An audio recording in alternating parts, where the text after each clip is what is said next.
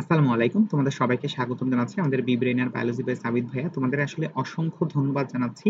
তোমরা কিন্তু প্রতিনিয়ত আমাদের যে ক্লাসগুলো আছে সেই ক্লাসগুলো করছো এবং লাইক কিংবা কমেন্টের মাধ্যমে তোমরা আসলে ফিডব্যাক জানাচ্ছ। তবুও আমি চাই তোমরা আরেকটু ফিডব্যাক জানাও, যাতে করে হচ্ছে আমি বুঝতে পারি যে কোথাও কোনো সমস্যা আছে কিনা, বা তুমি আসলে জিনিসটা বুঝতে পারছো কিনা, বা তোমার কোনো উপকার হচ্ছে কিনা। সো আমি আসলে তোমাদের এই 26তম দিনে আসার পেছনে সবথেকে বড় যে তোমার ক্রেডিট, সেটা আসলে তোমাদেরই দিতে চাই। তোমরা যদি হচ্ছে কন্টিনিউয়াসলি না দেখলা বা হচ্ছে এরকম একটা ফিডব্যাক না দিতে, তাহলে আসলে আমার এই অনুপ্রেরণা থাকতো না এতদিন পর্যন্ত আসার। আশা করি 60 ডেজ পর্যন্ত আমরা হচ্ছে এভাবেই কন্টিনিউ করতে পারবো। আচ্ছা, তো একদম প্রথমে চলে আসো, আমরা কিভাবে পড়বো অবশ্যই জানি আমরা, এটা নতুন করে বলার কিছু নেই। আমরা শুরু করতে যাচ্ছি আমাদের ডে 26। বিসমিল্লাহির রহমানির রহিম। প্রথম প্রশ্নটা হচ্ছে যে দুটি অ্যামিনো অ্যাসিড সংযুক্তকারী বন্ডের নাম কি? আমরা জানি যে আমাদের অসংখ্য অ্যামিনো অ্যাসিড একটা বন্ডের মাধ্যমে সংযুক্ত থাকে, এবং এই বন্ডটা সংযুক্ত হওয়ার ফলে অ্যামিনো অ্যাসিডটা যে একটা আমাদের কেমিক্যাল ফর্ম করে, সেই কেমিক্যালটার নামটাও আমরা জানি। সেটা কি? সেটা হচ্ছে আমাদের প্রোটিন। অর্থাৎ প্রোটিনকে যদি আমরা সংশ্লেষ করি, তাহলে হচ্ছে আমরা অসংখ্য অ্যামিনো অ্যাসিড পাই, এবং এই অ্যামিনো অ্যাসিডকে যদি আমরা ভাঙতে যাই, তখন দেখি যে একটা অ্যামিনো অ্যাসিড আরেকটা অ্যামিনো অ্যাসিডের সাথে কি পেপটাইড বন্ড দ্বারা, কি বন্ড দ্বারা? পেপটাইড বন্ড দ্বারা যুক্ত আছে। কোন বন্ড দ্বারা? পেপটাইড বন্ড দ্বারা যুক্ত আছে। আবার তোমরা যদি লক্ষ্য করো, এখানে একটা কথা আছে গ্লাইকোসাইডিক বন্ড। এই গ্লাইকোসাইডিক বন্ড কিন্তু আবার গ্লাইকো মানে কি গ্লুকোজের ক্ষেত্রে প্রযোজ্য। অর্থাৎ আমাদের যে মনোস্যাকারাইড গুলো আছে, সেই মনোস্যাকারাইডের ক্ষেত্রে আমরা কিন্তু হচ্ছে আমাদের এই লোকটাকে দেখি, সেই লোকটাকে গ্লাইকোসাইডিক। তাহলে আমাদের কার্বোহাইড্রেটের জন্য হচ্ছে গ্লাইকোসাইডিক, আমাদের আমিষ বা প্রোটিনের জন্য কি পেপটাইড। ওকে, ভেরি গুড। পরবর্তী প্রশ্নে আসো যে কাগজের প্রধান উপাদান কোনটি? কাগজের প্রধান উপাদান কাগজ। কাগজ আমরা জানি হচ্ছে আমাদের বাঁশ থেকে আসে, বা আমাদের হচ্ছে উদ্ভিদ থেকে আসে। তো উদ্ভিদ থেকে যেহেতু আসে, তার মানে অবশ্যই কি উদ্ভিদের যে মূল উপাদানটা, সেটাই হচ্ছে আমাদের কাগজের প্রধান উপাদান। এবং সে কে? সে হচ্ছে আমাদের সেলুলোজ। ঠিক আছে, সে কে? সে হচ্ছে আমাদের cellulose. Very good. Okay, so এটা আমরা হচ্ছে সাবমিট করে আসলাম। আমরা হচ্ছে পরবর্তী উত্তরে চলে যাই। সাবমিটে আসলে একটু সময় লাগে, বাদ দাও। আচ্ছা, এরপর দেখো গ্লুকোজের স্থূল সংকেত কোনটি? এখানে আসলে ভুল ক্রমে স্কুল সংকেত হয়ে গিয়েছে, এটা স্থূল সংকেত হবে। সো স্থূল সংকেত কোনটি? গ্লুকোজের স্থূল সংকেত হচ্ছে আমাদের খুবই পরিচিত। কিভাবে বলো তো? তুমি নিশ্চয়ই জানো যে গ্লুকোজটাকে আমরা যদি লিখি, তাহলে সেটাকে আমরা কিভাবে লিখি? আমরা লিখি হচ্ছে C6H12O6। তার মানে আমাদের এখানে সব থেকে কম রেশিও যেটা আছে, অর্থাৎ আমাদের এখানে রেশিও আকারে আছে। আমরা নিশ্চয়ই পড়ছি যে আমাদের গ্লুকোজ বা কার্বোহাইড্রেটে, আমাদের গ্লুকোজ বা কার্বোহাইড্রেটের গ্লুকোজ বা হচ্ছে তোমার কার্বোহাইড্রেট, এই গ্লুকোজ বা কার্বোহাইড্রেটের কি বলা যেতে পারে, গ্লুকোজ বা কার্বোহাইড্রেটের যে আমার অনুপাত, অর্থাৎ কার্বন, হাইড্রোজেন এবং হচ্ছে তোমার অক্সিজেনের যে অনুপাত, সেটা কি? সেটা হচ্ছে আমাদের 1:2:1। ঠিক আছে, সেটা কি? সেটা হচ্ছে 1:2:1। এবং এ কারণেই কিন্তু হচ্ছে আমার এখানে 1 কার্বন, 2 হচ্ছে হাইড্রোজেন, এবং কি, এবং হচ্ছে 1 আবার হচ্ছে আমাদের অক্সিজেন। তাহলে 1:2:1 এটা যে আসলেই সত্যি, বা এটা যে আসলেই ধ্রুবক, এটা কিন্তু হচ্ছে আমরা এখান থেকে জানতে পারলাম। তাহলে আমাদের একটু বলো যে এখানে হচ্ছে কাগজের গ্লুকোজের স্থূল সংকেত কোনটি? তোমাদের কাছে অনেকের অস্বস্তি লাগতে পারে যে স্কুল সংকেত আমি বলবো না, স্কুল পার করে আসছি, এখন আর স্থূল সংকেতের কথা বলবো না। সো আমি এটাকে টিক করে দিলাম। ঠিক আছে, সো গ্লুকোজের স্থূল সংকেত কোনটি? গ্লুকোজের স্থূল সংকেত হচ্ছে CH2O। এটা যদি কারো বিশ্বাস না হয়, জাস্ট হচ্ছে তুমি এখানে কি করবা, তুমি এখন হচ্ছে গ্লুকোজের সংকেত এর জন্য যে 6, সেই 6 বসাই দিবা। তাহলে 6 6 মানে গ্লুকোজ মানে কার্বনের 6, তারপরে হচ্ছে 6 × 2 মানে হচ্ছে হাইড্রোজেনের কত হবে? 12, এবং অক্সিজেনের হবে 6। তার মানে C6H12O6। তার মানে কি আমাদের সেই গ্লুকোজের প্রকৃত রূপটা আমরা এখানে দেখতে পাবো। ওকে, আচ্ছা, এটা কি বলা হয়? স্থূল সংকেত, অর্থাৎ সর্বনিম্ন রেশিও, যেটাকে দিয়ে গুণ করলে আমরা হচ্ছে এটার একক মানে একক, তারপরে কি মানে 1 ঘর, 2 ঘর, 3 ঘর, এরকম করে আস্তে আস্তে করে সামনের দিকে আগাতে পারবো। আচ্ছা, এরপর কি এনজাইম এক প্রকার কি? এটা কিন্তু আমি জানি, এটা হচ্ছে সবারই এটা দেখা মাত্রই মাথায় চলে আসছে যে all the enzymes are কি? All the enzymes are protein. All the enzymes are কি? All the enzymes are protein. Very good. All the enzymes are protein, বা হচ্ছে এক ধরনের প্রোটিন। ঠিক আছে, আচ্ছা, এরপর দেখো প্রোটিনের সর্বশেষ পরিণতি কোনটি? তো আমরা সবাই জানি আমাদের যে গ্লুকোজ আছে, সেই গ্লুকোজের সর্বশেষ পরিণতি কি? গ্লুকোজের সর্বশেষ পরিণতি হচ্ছে আমাদের শক্তি, অথবা হচ্ছে গ্লুকোজ থেকে আমরা, গ্লুকোজ না, মানে কার্বোহাইড্রেটের সর্বশেষ অবস্থা হচ্ছে আমাদের গ্লুকোজ। আবার গ্লুকোজ থেকে আমরা পাই হচ্ছে শক্তি। আবার প্রোটিন যেটা হচ্ছে কি আমাদের আমিষ, এটাকে যদি আমরা সর্বশেষ পরিণতি বা এটাকে ভাঙতে থাকি, তাহলে আমরা যে জিনিসটা পাই সেটা হচ্ছে আমাদের অ্যামিনো অ্যাসিড। সেটা হচ্ছে আমাদের অ্যামিনো অ্যাসিড। আমাদের amino acid. Very good. Okay, এরপরে দেখো পরবর্তী প্রশ্ন যে চোখের ছানির অপারেশনে কোন এনজাইম ব্যবহৃত হয়? সো চোখের ছানির অপারেশনে কোনটি ব্যবহৃত হবে বলো তো? চোখের ছানির অপারেশনে আমাদের কিন্তু এখানে তোমরা নিশ্চয়ই দেখবা যে তোমাদের বইটা যদি তোমরা একটু খোলো, তাহলে তোমরা হচ্ছে আমাদের যে প্রোটিন অংশটা আছে, সো প্রোটিন অংশটার মধ্যে তোমরা হচ্ছে চলে যাবা, প্রোটিন বা হচ্ছে আমাদের আমিষ। তোমরা দেখছো যে এখানে কিন্তু আসলে আমাদের সব থেকে বেশি যে জিনিসটা আছে, সেটা হচ্ছে তোমার কি বলে কি বলে জানো এটাকে, তোমার কার্বোহাইড্রেট অংশটা হচ্ছে তোমার একটু বেশি করে আছে। তবে আমাদের এখানে অনেক সময় আমাদের এই যে জীবদেহে প্রোটিনের ভূমিকা, এটাও কিন্তু হচ্ছে আমাদের বেশ ভালোভাবেই আমরা এখানে উল্লেখ দেখতে পাই। ঠিক আছে, সো তোমরা জীবদেহে প্রোটিনের ভূমিকা এটাও হচ্ছে একটু পড়ে রাখবা। সো আমাদের সম্ভবত নতুন যে বইটা আছে সেই নতুন বইতে আসলে এই চোখের ছানির অপারেশনের কথাটা খুব ভালোভাবে উল্লেখ নাই। তবে হচ্ছে আমাদের মাথায় রাখতে হবে যে আমাদের দুঃখিত, হ্যাঁ কোথায় যাচ্ছি, তবে আমাদের একটা মাথায় রাখতে হবে যে আমাদের এখানে হচ্ছে তোমার এই যে এনজাইমের মধ্যে কিন্তু আমাদের মানে কয়েকটা উদাহরণ দেওয়া আছে বিভিন্ন প্রকার প্রোটিন এবং হচ্ছে তার উদাহরণের মধ্যে। তো এর মধ্যে আমাদের ক্যাটালেজ এনজাইম যেটা আছে এটার হচ্ছে ওইটার উদাহরণ হচ্ছে অ্যামাইলেজ, মানে ক্যাটালেজ করা বা ক্যাটালিস করা, এটার উদাহরণ হচ্ছে আমাদের অ্যামাইলেজ আছে। তো অনেক সময় এটা আসলে ভুল করে ফেলে মানুষ অনেক, আমার মনে হয় কথাটা কেউ বুঝতে পারোনি, সমস্যা নেই। তো আমরা হচ্ছে এই কথাটাকে উইথড্র করে নিয়ে তোমরা হচ্ছে আমার জাস্ট এটুকু বোঝো যে চোখের ছানির অপারেশনে আমরা আসলে মূলত ট্রিপসিন এনজাইমটা কাজে লাগাই।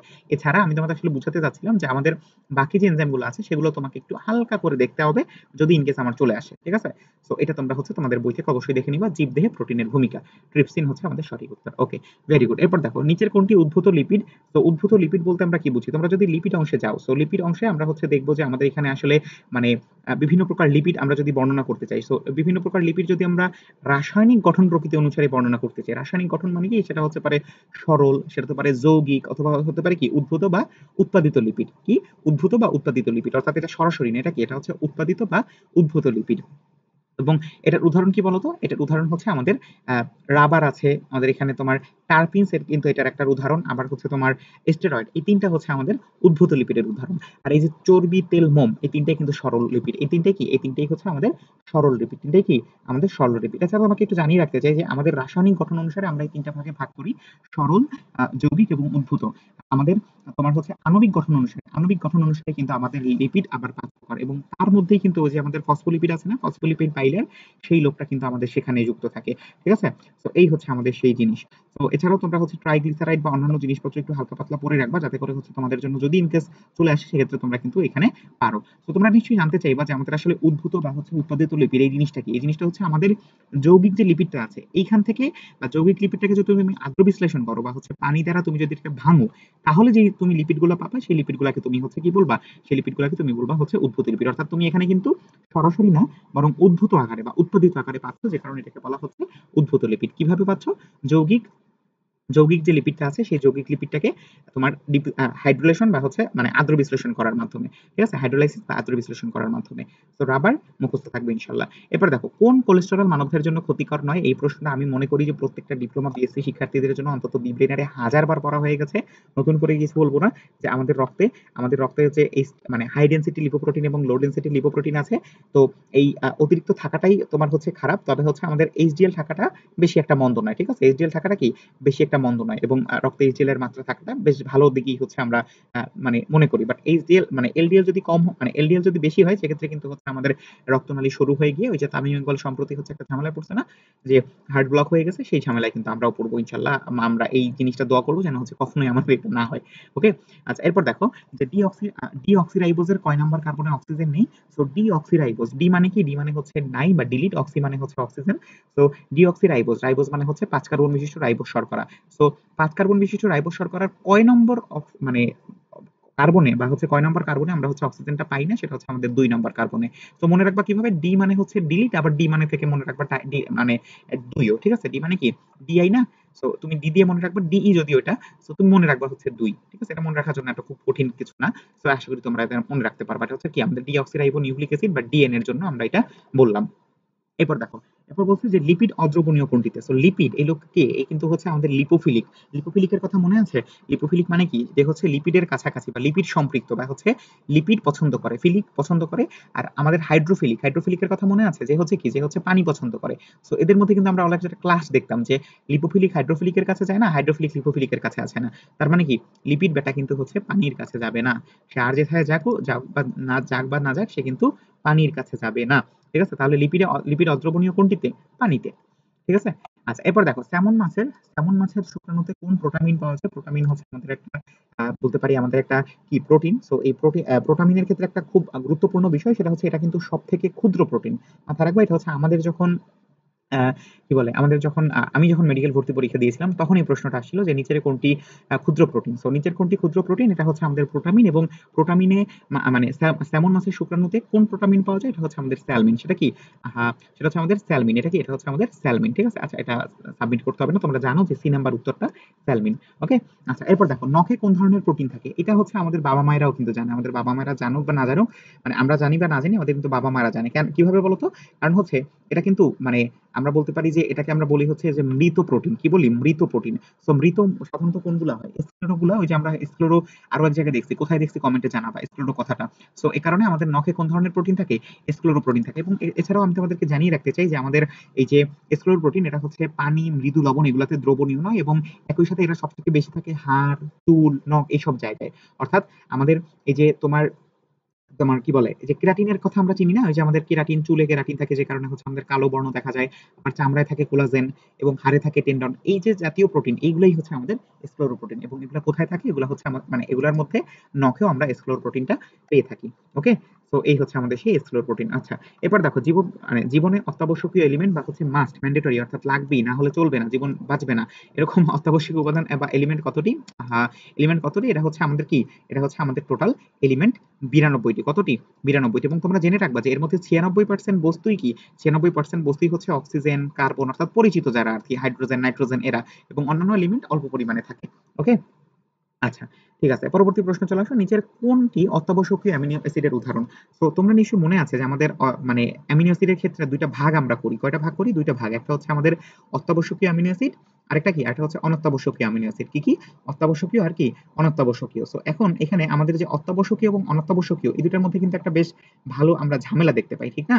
সো এখন তোমাকে একটু জানতে হবে যে অত্যাবশ্যকীয় কোনটা আর একটা হচ্ছে অনত্যাবশ্যকীয় কোনটা, রাইট? তো অত্যাবশ্যকীয় এবং অনত্যাবশ্যকীয়ের মধ্যে আরো একটা জিনিস তোমাকে একটু মাথায় রাখতে হবে, সেটা হচ্ছে যে আমাদের এখানে অত্যাবশ্যকীয় বলতে আসলে কি বোঝানো হচ্ছে। সো অত্যাবশ্যকীয় হচ্ছে যেটা আসলে তোমার খাদ্য তৈরি করা লাগে না, মানে তোমার খাদ্য এখানে তৈরি করে না, ঠিক আছে? তোমার কি খাদ্য তৈরি করে না। ব্যাপারটা কিরকম যে আমরা বলতে পারি না যে আমাদের আসলে খাদ্যের মধ্যে যদি থাকে, আমাদের যদি খাদ্যের মধ্যে থাকে, তাহলে তো সেটা আমার তৈরি করার প্রয়োজন নাই। সেটা কি আমার তৈরি করার প্রয়োজন আছে? তৈরি করার প্রয়োজন নাই। সো যেহেতু এটা তৈরি করার প্রয়োজন হয় না, এ কারণে সেটাকে আমরা বলি হচ্ছে অত্যাবশ্যক, অর্থাৎ লাগবেই। আর যদি আমার খাদ্যে থাকে সেক্ষেত্রে আর কোনো সমস্যা নেই, সেক্ষেত্রে হচ্ছে আমি কি করি? সেক্ষেত্রে হচ্ছে আমার এটা বাদ। তুমি হচ্ছে বাদ। সেটা কি? সেটা হচ্ছে বাদ। ঠিক আছে? তাহলে আমরা যদি আরেকবার তোমাকে একটু সুন্দর করে বলি যে আমাদের আসলে এটা আসলে কি বোঝানো হয় যে আমাদের মানে টোটাল ২০ টা অ্যামিনো অ্যাসিড হচ্ছে আমাদের বিভিন্ন প্রোটিন গঠনে অংশগ্রহণ করে, এবং এজন্য এদেরকে হচ্ছে আমরা টোটাল বলি হচ্ছে অ্যামিনো অ্যাসিড আরকি, প্রোটিন অ্যামিনো অ্যাসিড বিভিন্ন ধরনের গঠনে অংশগ্রহণ করে। তবে একটা জিনিস জানবা যে আমাদের উদ্ভিদ এবং প্রাণীদেহ মিলে কিন্তু টোটাল ২৮ টির মতো অ্যামিনো অ্যাসিড আছে। কয়টা? ২৮ টির মতো অ্যামিনো অ্যাসিড। এবং যার মধ্যে আমাদের এই ২৮ টা অ্যামিনো অ্যাসিডটাকে আমরা কিন্তু হচ্ছে ৩ টা ভাগে ভাগ করি। অ্যালিফ্যাটিক, অ্যারোমেটিক এবং কি? হেটেরোসাইক্লিক। কি কি? অ্যালিফ্যাটিক, অ্যারোমেটিক এবং হচ্ছে হেটেরোসাইক্লিক। এখন দেখো যে আমাদের আমরা কি ভাগ করার কথায় চলে আসবো যে অত্যাবশ্যকীয় অ্যামিনো অ্যাসিড আর হচ্ছে অনত্যাবশ্যকীয় অ্যামিনো অ্যাসিড। অত্যাবশ্যকীয় অ্যামিনো অ্যাসিডের কথা কি বলছি? যে এটা দেহ অভ্যন্তরে সংশ্লিষ্ট হয় না, আমাদের খাদ্যে পাওয়া যায় না। তার কারণে কি? তার কারণে হচ্ছে মানে খাদ্য, আমি আসলে এটা বোঝাতে চাইছি কি যে আমাদের আসলে খাদ্যে পাওয়া যায় না বলতে আমাদের আমরা যদি মানে খাদ্য না খাই তাহলে তো এটা পাবো না। সো আমার কথাটা একটু ঘুরে গেছে। আমি তোমাকে বোঝাচ্ছি যে অত্যাবশ্যকীয় অ্যামিনো অ্যাসিড হচ্ছে আমার দেহের প্রয়োজন, অর্থাৎ আমার দেহের প্রয়োজন, অর্থাৎ দেহ যখন সংশ্লেষ করতেছে না তখন সেটাকে বলতেছি অত্যাবশ্যকীয়। আর যখন আমার দেহের মানে যেটা প্রয়োজন নাই বা হচ্ছে দেহ সংশ্লেষ করতে পারে সেটাকে আমরা বলি হচ্ছে অনত্যাবশ্যকীয় অ্যামিনো অ্যাসিড। এখন দেখো অত্যাবশ্যকীয় অ্যামিনো অ্যাসিড এটার উদাহরণ হচ্ছে টোটাল 8টা। এটার উদাহরণ কয়টা? 8টা। আর এই মানে এই অ্যামিনো অ্যাসিড গুলো সংশ্লেষিত কোথায় হয়? এগুলো কিন্তু হচ্ছে সংশ্লেষিত হয় আমাদের কোথায়? আমাদের মানে কি বলে এটাকে তোমার যকৃৎ বা হচ্ছে আমাদের যে মানে যকৃৎ সব থেকে বেশি আমাদের হচ্ছে কাজ করে। সো সেই যকৃতের মধ্যে, সো এ কারণে আমাদের যকৃতের মধ্যে যেহেতু হচ্ছে অবস্থা খারাপ, আমাদের আস্তে আস্তে বড় হতে হতে অবস্থা খারাপ হয়ে যায়। সো এই কারণে আমাদের দেহ অভ্যন্তরে সংশ্লিষ্ট হওয়ার জন্য, খারাপের কথা বলবো না, মানে আমাদের আমরা যত আস্তে আস্তে করে বড় হই তত আসলে আমাদের যকৃৎ আরো বেশি পরিপক্ক হয়। আর বাচ্চাদের ক্ষেত্রে কি? বাচ্চাদের ক্ষেত্রে এটা আসলে খুব ভালো ভালো মানে গঠন থাকে না, যদিও হচ্ছে এটার কর্মক্ষমতা সবসময় একরকম, বাট হচ্ছে তোমার হচ্ছে যখন এটা তুমি কোনো কারণে অতিরিক্ত নষ্ট তেল চর্বি খাবার খাও, বা হচ্ছে তোমার যখন এরকম একটা রোগ আছে না যেটাকে আমরা কি বলি মানে ফ্যাটি লিভার, তো এই ধরনের হলে তখন আবার কর্মক্ষমতা কমে যায়। বাট ছোট বয়সেও কর্মক্ষমতাটা খুব ভালো একটা থাকে না, বাট কর্মক্ষমতা আস্তে আস্তে কি বৃদ্ধি পায়। তো কর্মক্ষমতা যদি বৃদ্ধি না পায় সেক্ষেত্রে কি হয় বলতো? সেক্ষেত্রে যদি আমার কর্মক্ষমতা যার কম আছে তার ক্ষেত্রে তার অত্যাবশ্যকীয় অ্যামিনো অ্যাসিডটার পরিমাণ থাকবে বেশি। যার হচ্ছে মানে ক্ষমতাটা কম, অর্থাৎ যার সংশ্লেষ করার ক্ষমতা কম তার অত্যাবশ্যকীয় অ্যামিনো অ্যাসিডের পরিমাণ থাকবে কি বেশি। কারণ কারণ কি তার দেহ অভ্যন্তরে এগুলো সংশ্লেষ হয় না এবং এ কারণেই শিশু দেহে থাকে 10টা অত্যাবশ্যকীয় অ্যামিনো অ্যাসিড। আর তুমি যে বুড়া, বুড়া মানে কি বৃদ্ধ, বুড়া কথাটা তামিম ভাইয়ের বুড়া কথাটার কথা মনে পড়ে গেল। তুমি যেহেতু বৃদ্ধ এ কারণে কি, এ কারণে তোমার প্রয়োজন হয় 8টা। কারণ কি তোমার দেহের মধ্যে অলরেডি 12টা অ্যামিনো অ্যাসিড সংশ্লেষ হতে পারে, তোমার যকৃতটা যেহেতু মোটামুটি ভালো একটা স্টেবল পর্যায়ে আছে এ কারণে। তাহলে আমরা অত্যাবশ্যকীয় অ্যামিনো অ্যাসিডের উদাহরণ কোনটা? অত্যাবশ্যকীয় অ্যামিনো অ্যাসিড হচ্ছে সেইটা যেটা হচ্ছে কি দেহ সংশ্লেষ করতে পারে না এবং এটা মানে বা পরিপক্ক মানুষের কয়টা? 8টা। আর পরিণত বলতে হচ্ছে মানে বয়োবৃদ্ধ, বয়োবৃদ্ধ কি মানে হচ্ছে প্রাপ্তবয়স্ক, এটা হচ্ছে অত্যাবশ্যকীয় অ্যামিনো অ্যাসিড কয়টা? 8টা, শিশু দেহে হচ্ছে 10টা। আবার এই পাশে আমাদের অনত্যাবশ্যকীয় অ্যামিনো অ্যাসিড শিশু দেহে কয়টা? শিশু দেহে কিন্তু এবার আমাদের কয়টা আসবে? বাকি 10টা আর কি, 10টা 10টা 20টা। আর প্রাণী মানে বড়দের দেহে বা প্রাপ্তবয়স্কর দেহে কয়টা? 12টা। ওকে, এটা মনে রাখবা, কিন্তু অনেকগুলো কথা বলছি, যারা নোট করতেছো তাদের জন্য খুব গুরুত্বপূর্ণ, আর অন্যরা হয়তো একটু বিরক্ত হচ্ছে। সো নিচের কোনটি অত্যাবশ্যকীয় অ্যামিনো অ্যাসিডের উদাহরণ? সো এটা হচ্ছে আমাদের বেশ বড় একটা তোমার হচ্ছে কি বলতে পারি আমরা সিরিজ। তো সেই সিরিজের মধ্যে আমাদের আসলে একটু মুখস্থ করতে হবে। সো আমি তো এটা তোমাদের হচ্ছে ক্লাস শুরু হওয়ার আগে দেখে রাখছি যে উত্তর কোনটা হবে। সো অত্যাবশ্যকীয় অ্যামিনো অ্যাসিডের উদাহরণ হচ্ছে আমাদের এখান থেকে লিউসিন, যদি লিউসিন থেকেই শুরু হয়, লিউসিন, আইসোলিউসিন, লিউসিন, আইসোলিউসিন, তারপরে হচ্ছে লাইসিন, ভ্যালিন, এরকম আরো অনেকগুলো আছে। তো সেগুলো হচ্ছে আমাদের অত্যাবশ্যকীয় অ্যামিনো অ্যাসিডের উদাহরণ। অনেক কথা বললাম, এটা নিয়ে আমরা হচ্ছে পরবর্তী প্রশ্ন একটু দ্রুত যাব। দেখো, পরবর্তী প্রশ্ন বলা হচ্ছে কোন ভিটামিনটি পানিতে দ্রবণীয়? আমরা এটা সবাই জানি যে এডাক। এডাক মানে কি? Vitamin A, vitamin D, vitamin E, vitamin K, এই চারটা হচ্ছে আমাদের পানিতে দ্রবণীয়, এবং ভিটামিন বি এবং ভিটামিন সি এই দুইজন কিন্তু হচ্ছে কি বলতেছি, ভিটামিন এ, ডি, ই, কে এই চারটা হচ্ছে আমাদের স্নেহ দ্রবণীয়, আর ভিটামিন বি হচ্ছে কি পানিতে দ্রবণীয়। আচ্ছা, এরপর দেখো গ্রেপ সুগার বলা হয় কোনটিকে? তোমরা একটা কাজ করবা, সেটা হচ্ছে তোমরা এই অধ্যায়ের অনেকেই এই অধ্যায় হচ্ছে খুব ভালো করে পড়তে চাও না, বলো যে হ্যাঁ ভাই ভাই ভালো লাগে না, ভালো লাগে না। তো যাদের কাছে এটা ভালো লাগে না তাদের ক্ষেত্রে আমি বলবো যে তারা একটা কাজ করবে, সেটা হচ্ছে তারা অন্তত এই যে গ্লুকোজ, ফ্রুক্টোজ এদের যে ব্যাপারগুলো আছে না, সেগুলো হচ্ছে একটু ভালো করে পড়বো, অর্থাৎ এদের যে বর্ণনাগুলো আছে। যেমন তোমার হচ্ছে গ্লুকোজকে আমরা কি বলি? গ্লুকোজকে আমরা বলি হচ্ছে গ্রেপ সুগার। কি বলি? গ্লুকোজকে আমরা হচ্ছে গ্রেপ সুগার বলি। কি বলি? গ্রেপ সুগার বলি। কেন? কারণ হচ্ছে আমাদের পাকা আঙুরে গ্লুকোজের পরিমাণ হচ্ছে 12 থেকে 30 ভাগ, এবং এই কারণে এটাকে আমরা হচ্ছে গ্রেপ সুগার বা আঙুরের শর্করা বলি। আর একটা কথা হচ্ছে যে শ্বসনের প্রাথমিক পদার্থও কিন্তু আমাদের গ্লুকোজ, ঠিক আছে? আরেকটা কথা হচ্ছে যে আমাদের উদ্ভিদে কিন্তু গ্লুকোজ কখনো সঞ্চিত পদার্থ হিসেবে থাকে না, উদ্ভিদে থাকে কি স্টার্চ থাকে, উদ্ভিদে কি থাকে স্টার্চ থাকে, ঠিক আছে? আর ভিটামিন সি তৈরি করার জন্য গ্লুকোজ ব্যবহৃত হয়, ভিটামিন সি তৈরির জন্য কি আমাদের গ্লুকোজ ব্যবহৃত হয়। এখন গ্লুকোজ যদি আমাদের গ্রেপ সুগার হয়, তাহলে ফ্রুক্টোজকে আমরা কি বলবো? ফ্রুক্টোজকে কিন্তু আমরা বলবো হচ্ছে ফলের ফলের কি বলতে পারি হচ্ছে ফলের সুগার বা হচ্ছে ফ্রুট সুগার, ফলের সুগার বা হচ্ছে ফ্রুট সুগার, ঠিক আছে? কি বলবো আমাদের ফ্রুক্টোজকে? ফলের সুগার বা হচ্ছে ফ্রুট সুগার, ফলের সুগার বা ফ্রুট সুগার। এবং এই দুইটা জিনিস কিন্তু তোমাকে খুব ভালো করে জানতে হবেই, ঠিক আছে? আচ্ছা, গ্লুকোজ গেল। এরপরে দেখো যে উদ্ভিদের প্রধান ডাইস্যাকারাইড কোনটি? উদ্ভিদের প্রধান ডাইস্যাকারাইড হচ্ছে আমাদের সুক্রোজ, অর্থাৎ একদম সরাসরি আমাদের যে সুক্রোজ আছে, সুক্রোজের সাথে সাথে তোমরা হচ্ছে একটু মনে রাখবা যে সুক্রোজের যে আপেক্ষিক মিষ্টতা, সেই সুক্রোজের আপেক্ষিক মিষ্টতা কিন্তু হচ্ছে 100। আপেক্ষিক মিষ্টতা আমাদের মুখস্থ করতে হবে, কোনো উপায় নাই, মুখস্থ করবা, কোনো উপায় নাই, ঠিক আছে? তাহলে সুক্রোজ কি? সুক্রোজ হচ্ছে আমাদের দুইটা জিনিস দ্বারা গঠিত। কয়টা জিনিস? দুইটা জিনিস, এখনো গ্লুকোজ, এখনো ফ্রুক্টোজ। তোমরা এখন বলতে পারবে এগুলা কি বলতেছেন? তোমাদের নিশ্চয়ই মনে আছে যে আমাদের ওই যে গ্লাইকোসাইডিক বন্ধনীর মাধ্যমে বলছিলাম যে মনোস্যাকারাইডের মধ্যে গ্লাইকোসাইডিক বন্ধনী থাকে। তো এই যে দুইটা গ্লুকোজ বা হচ্ছে দুইটা তোমার মনোস্যাকারাইড, এই যে গ্লুকোজ, তারপরে হচ্ছে তোমার গ্লুকোজ, তারপরে হচ্ছে রাইবোজ, এরা কি? এরা মূলত হচ্ছে আমাদের মনোস্যাকারাইড। তো মনো মানে হচ্ছে এক, সো এক আর এক দুই, এই দুইটা মিলিত হয়ে যখন হচ্ছে আমাদের দুইটা তৈরি করে, তখন সেটাকে আমরা কি বলি? ডাইস্যাকারাইড। ডাই মানে দুই, স্যাকারাইড মানে হচ্ছে চিনি। তো প্রধান ডাইস্যাকারাইডই হচ্ছে আমাদের সুক্রোজ, যেখানে আমাদের এখনো গ্লুকোজ এবং এখনো কি থাকে? ফ্রুক্টোজ থাকে, অর্থাৎ এখনো থাকে গ্রেপ সুগার, এখনো থাকে হচ্ছে আমাদের ফ্রুট সুগার। ওকে, আচ্ছা, সো খুব দ্রুতই মনে হয় সম্ভবত শেষ হয়ে গেল আমাদের ক্লাসটা, বা হচ্ছে আমরা আজকের ক্লাসটা খুব এনজয় করছিলাম, অনেকগুলো তথ্য তোমাদেরকে আমি দিতে পারছি আলহামদুলিল্লাহ। আশা করি তোমাদের পরবর্তী ক্লাসেও এভাবে হচ্ছে তথ্য ভিত্তিক আমরা ক্লাস নিতে পারবো। তো এই কারণে তোমাদের আসলে ক্লাসগুলো করতে হবে, এবং আশা করি তোমরা আসলে ক্লাসগুলো করবা এই প্রত্যাশা, এবং হচ্ছে এই একই সাথে দোয়াও রাখি যেন করে হচ্ছে তোমরা ক্লাসগুলো করতে পারো। সবকিছু মিলিয়ে তোমাদেরকে অসংখ্য ধন্যবাদ তোমাদের এত দূর পর্যন্ত আসার জন্য। আশা করি 60 পর্যন্ত তোমরা থাকবা এবং হচ্ছে সাপোর্ট করে যাবা এই হিসাবে যে ভাইয়া ক্লাসগুলো নিচ্ছে কষ্ট করে, আমার ক্লাসগুলো প্রয়োজন, ঠিক আছে? আসসালামু আলাইকুম।